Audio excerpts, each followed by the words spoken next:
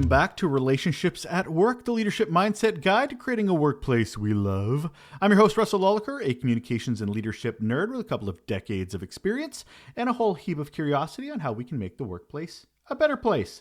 If you're a leader trying to understand and improve your impact on work culture and the employee experience, well, you found yourself in the right place.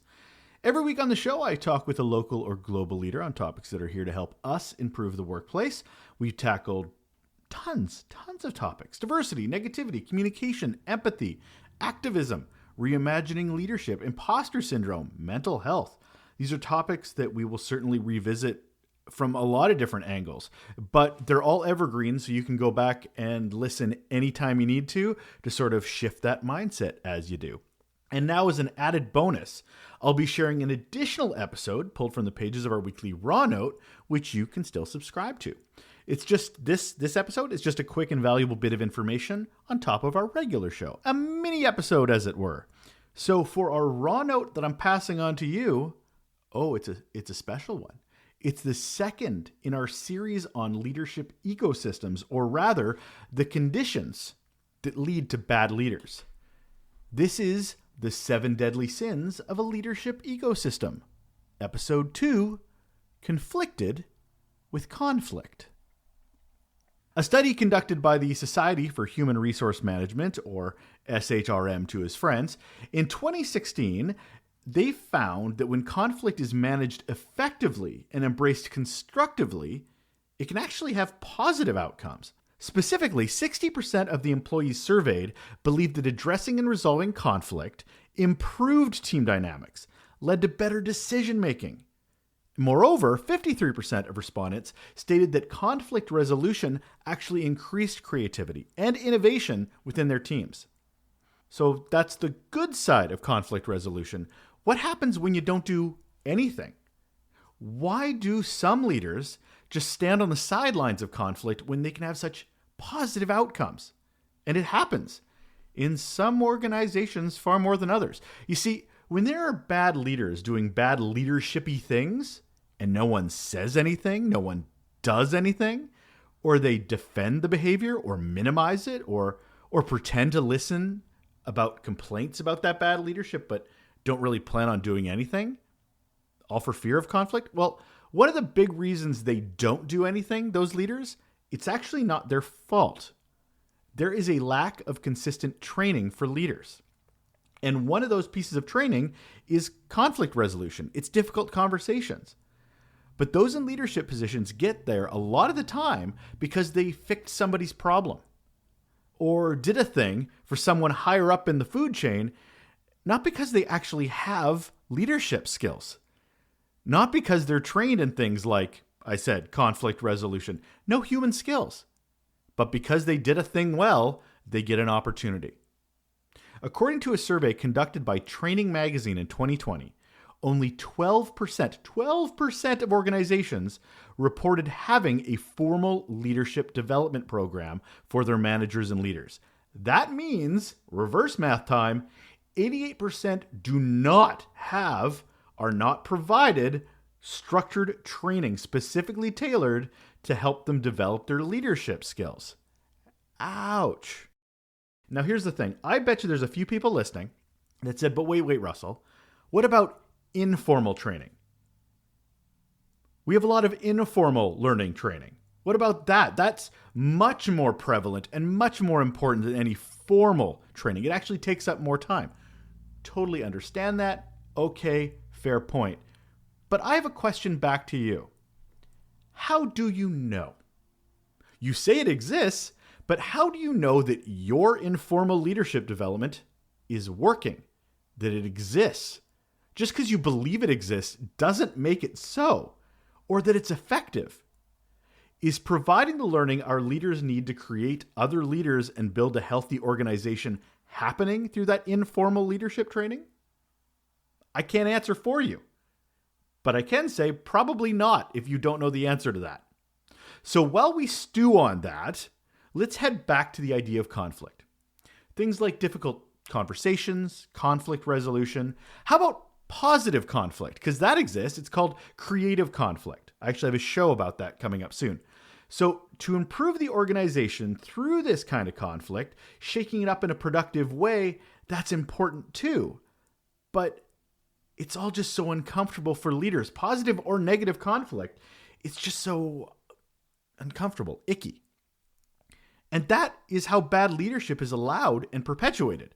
Because to do something about bad leaders, we have to talk to them about how they can improve. We have to get them to take training. We might have to fire them. Hell, we may even just have to highlight ways that they may need support. Well, that's torture for some people, or at the very least, very uneasy. And guess what? We avoid the uneasy because that just rocks the boat. A lot of the time, it's leaders just waiting for things to resolve themselves. That's not leadership. We know that just makes things worse. That's passive. That's not intentional. That's absenteeism. If organizational leaders can't handle conflict, that means they're also not okay in feeling uncomfortable for themselves or causing others discomfort. I mean, if we get uncomfortable or make others uncomfortable, then we'd have to do something. If we want to be good leaders, conflict is something we just have to embrace, not avoid. I did a presentation once, and I've mentioned this on the show before, where I was really sharing some serious truths about leaders and their impact on workplace culture. And it wasn't comfortable for those in the room to hear some of these things because it wasn't their own experience or things that they really wanted to, admit. And I had one person stand up and she said, "I'm feeling really uncomfortable. And I have to ask why I'm feeling so uncomfortable." And she saw it as a learning moment, a learning opportunity. And I just fell in love. I swooned that person would be so vulnerable and so admitting of that uncomfortableness, being uncomfortable in it and doing it anyway. So what's a leader to do to solve the sin of fearing conflict? Well, a few things actually. First, get really good at open communication. Actively listening to everyone involved in the conflict, seeking to understand their viewpoints without judgment. This way, we create an environment that encourages constructive dialogue and facilitates that conflict resolution. And it helps the leader, us, not feel so alone in addressing the issue. If it's openly being talked to, we're part of a solution. We're not the only one that's facilitating it. And that might make dealing with conflict easier. Second, practice some of that active mediation and facilitation skill. We have to take an active role. We have to provide guidance and support to help those team members navigate through things like disagreements and conflict. We can still act as a neutral party, and maybe we should, ensuring there's fairness and equal opportunity for all participants to voice their concerns and collaborate on finding those solutions. By being that guide, that mentor, leaders can actually help create a sense of understanding, compromise, and mutual respect among team members. And being neutral can actually create a more comfortable environment that we might be a little bit okay entering. Lastly, cheer on and promote a problem-solving mindset, not a win-lose mentality. Emphasize the importance of finding common ground and seeking solutions that benefit everybody involved. Encourage individuals to focus on the underlying issues and interests rather than any personal attacks. I love the idea of that it's not us versus them, it's us versus the problem. And this is an example of that. This shifts the focus from blame to resolution too, which fosters a collaborative environment that values things like compromise and constructive outcomes. Now, collaboration, compromise, and constructive, those are way more positive and appealing words than conflict. Sorry, but to be a leader, we have to lead. And sometimes that calls for some uncomfortableness. Now, these examples hopefully minimize that fear of conflict and help us take steps to address problems in conflict.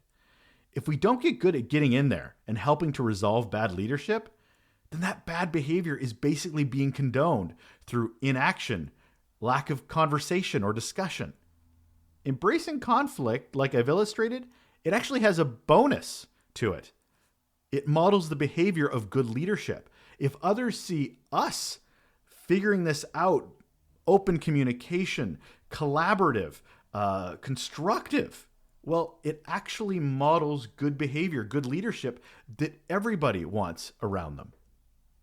So conflict, it could very well be our new best friend. This Raw Note was originally published on June 8th, 2023. And that will do it. That will wrap up another Raw Note episode of Relationships at Work, the leadership mindset guide to creating a workplace we love. I'm your host, Russel Lolacher. Thank you so much for listening. I've gotten so much positive feedback lately about the show and how it's helping others on their leadership journey. I love it, and please keep letting me know. But I'll also ask that if you think it's valuable and it will really help others, please share it in an email or a text or in a conversation you may be having with another leader, an emerging leader. Anyone that's in their leadership journey, I think, can benefit from some of the topics we've covered and some of the amazing experts we've talked to. So yeah, please spread the word. Really appreciate it. It helps the show grow. Take care.